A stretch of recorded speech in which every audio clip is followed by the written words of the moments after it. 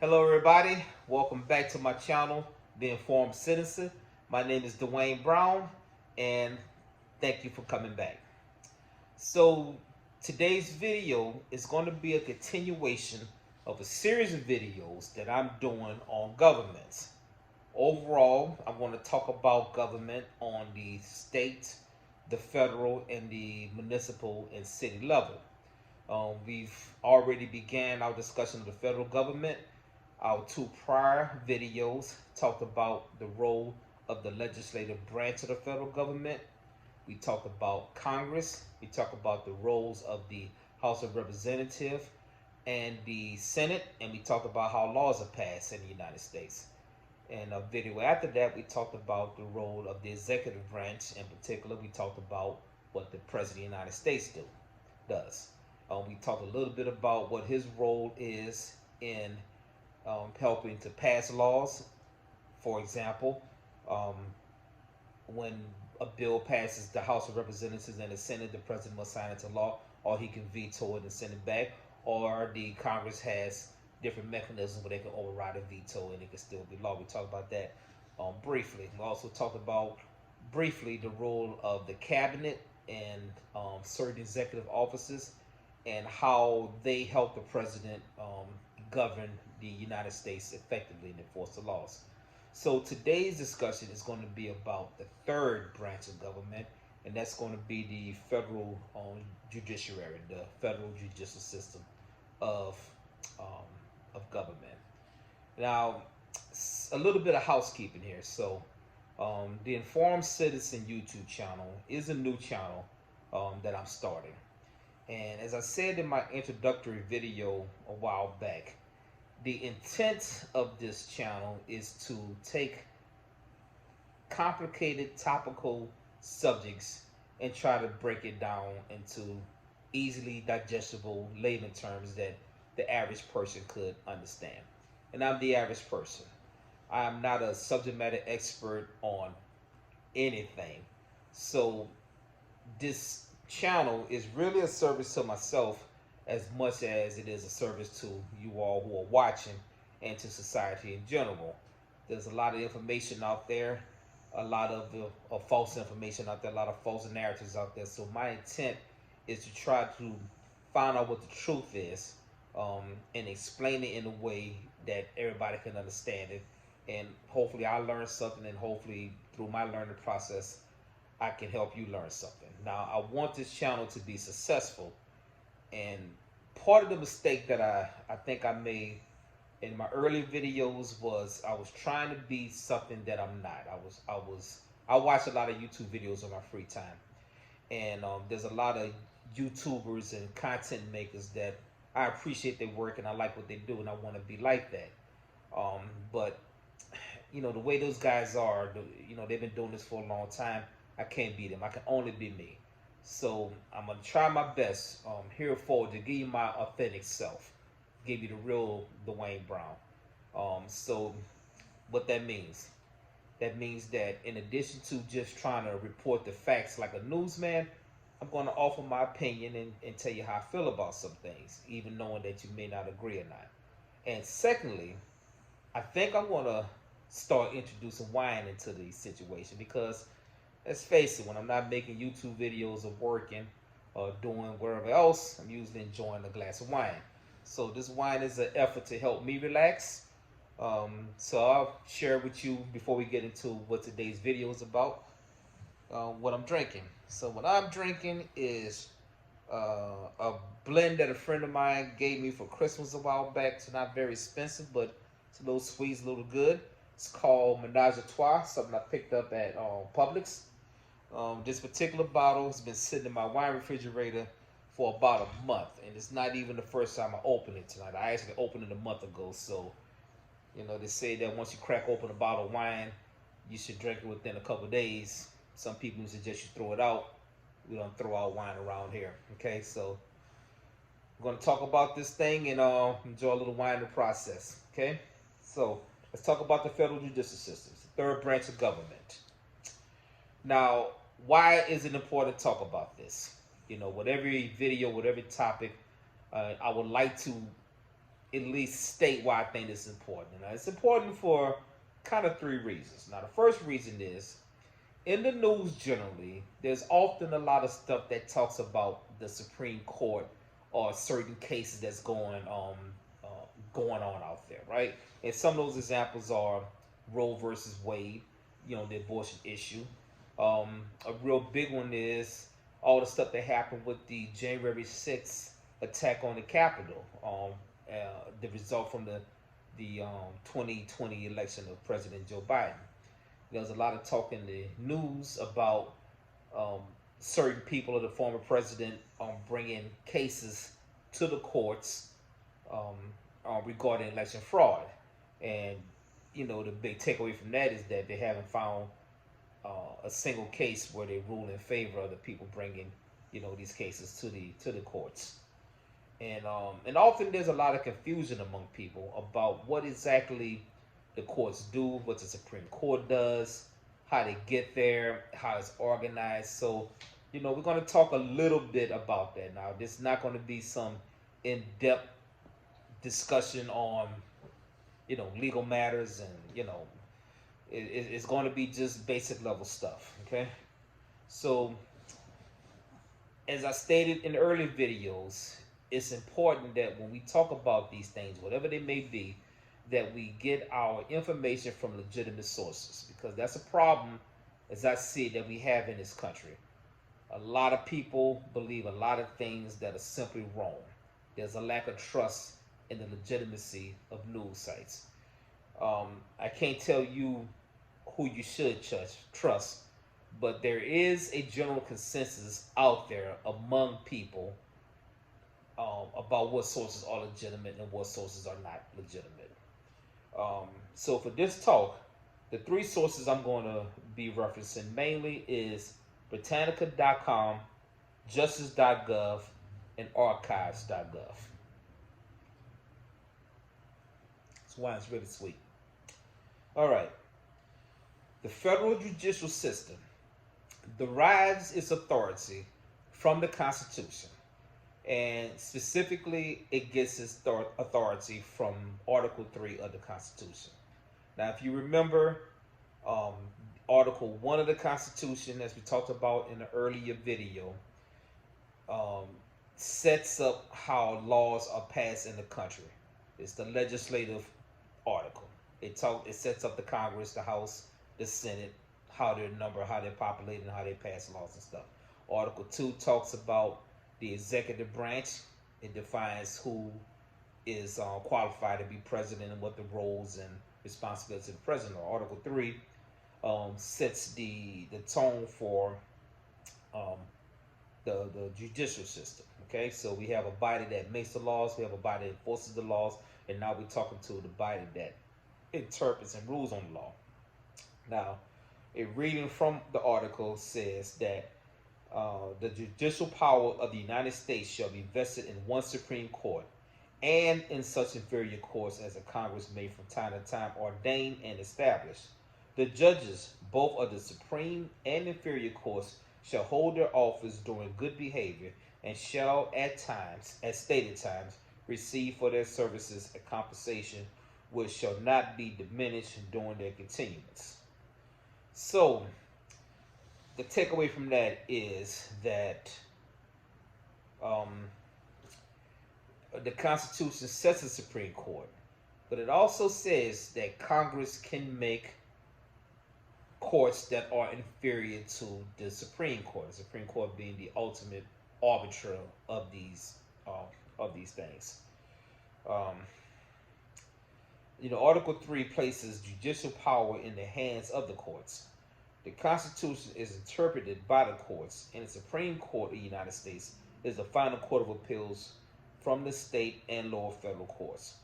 The power of American courts to rule on the constitutionality of laws is known as judicial review, and is something that is held by few other courts in the world and is not explicitly stated in the Constitution. And that was from Encyclopedia Britannica. So they're making the point in this Britannica article that that our judicial system is almost uniquely qualified among the nations of the world. That ability to interpret um, the law and decide whether or not they're even constitutional is a thing that few nations, I'm assuming highly developed nations, even had. And it makes a point. It makes a very nuanced point that it's not something that's explicitly stated in the Constitution that it can do this, but it is something that has been inferred as a power that the Constitution gives the courts over time. Now, when you're thinking about the federal judicial system holistically, you need to think about it as composing of three tiers, three parts, three prongs. Okay. Um, at the lowest level are the district courts. Then there are the circuit courts, and finally there's the United States Supreme Court. So we're gonna start with the district courts. It's not bad. When talking about the district courts, there are 94 district courts. Now, the district courts are the general trial courts of the federal court system. So they are responsible for trialing cases involving laws dealing with federal laws. Now, obviously, we have a federal and we have a federal government and we have different state governments. Um, and typically, most of the time speaking, violations of federal law usually coincides with similar violations of state law. Okay. Now, when the United States itself is a plaintiff, the lawyer or the legal entity that acts on the behalf of the United States is the Attorney General, and whoever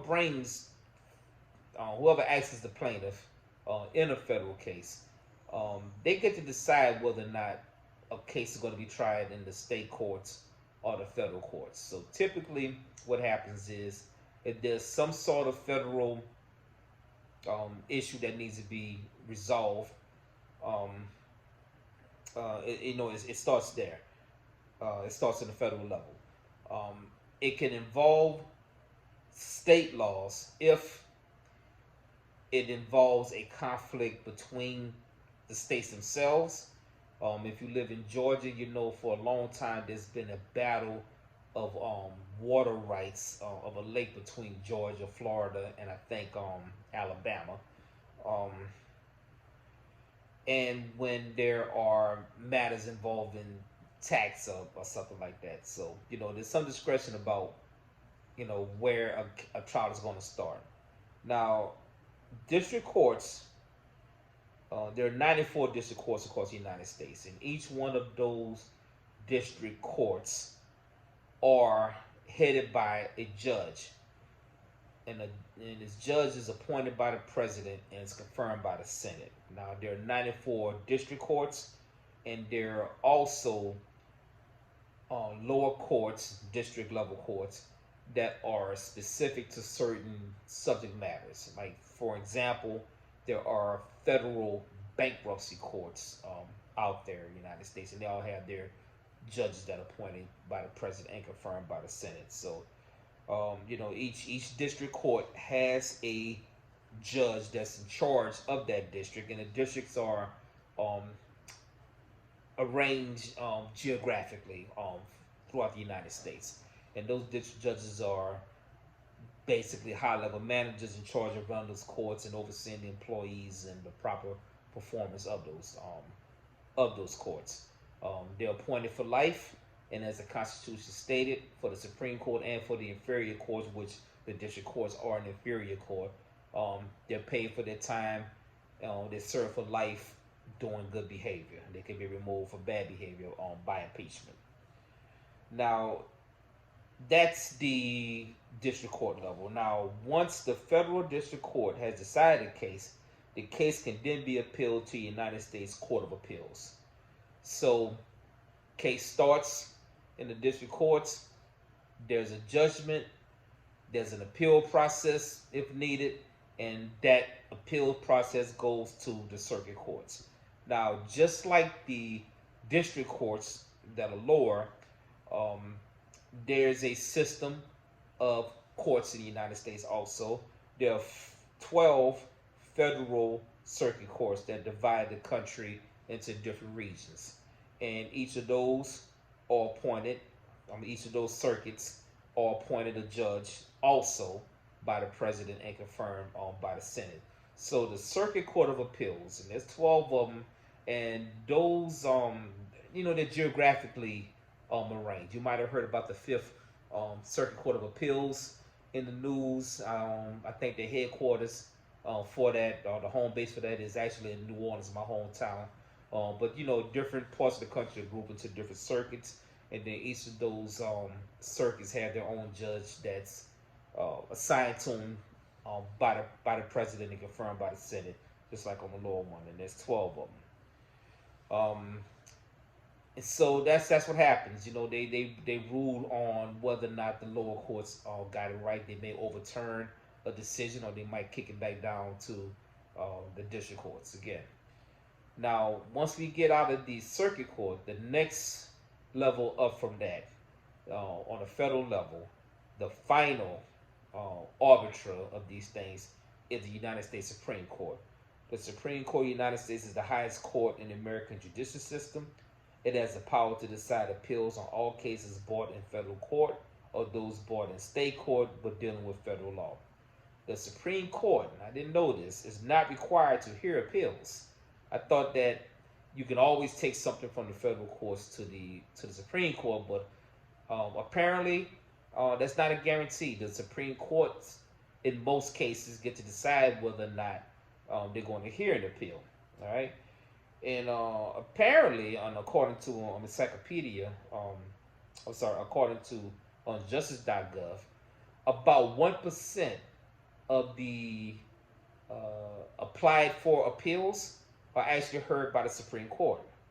So I didn't know that. And the cases that the Supreme Court normally deals with are cases that involves conflicting differences of the lower courts. Like one court may make a decision that's different than what another district may have decided on. So similar cases, two different decisions needs to be resolved. The Supreme Court would likely take a case like that, or a case in which there was some judgment made on the lower level that was so egregious and so bad that the Supreme Court feel like they have to step forward and rule on. And another interesting thing that I think I knew and forgot is that we knew, I think we know, I think it's common knowledge that Supreme Court justices are nominated and appointed by the president and confirmed by the Senate, just like the lower ones, though. But there's no constitutional requirement to be a Supreme Court judge. You don't have to be a lawyer. You don't have to know anything about the law. You can just be a normal person. And if you can somehow, by some miracle, get nominated by the President of the United States and get confirmed by the Senate, which would never happen if you're not a lawyer or a judge at least, you can actually be a Supreme Court justice, a lifetime appointment, which is something that I didn't know before. So that's pretty much the talk about the judicial system in the United States. So on the federal level, just in conclusion, in the federal level, you need to think about the federal judiciary as a three-pronged structure.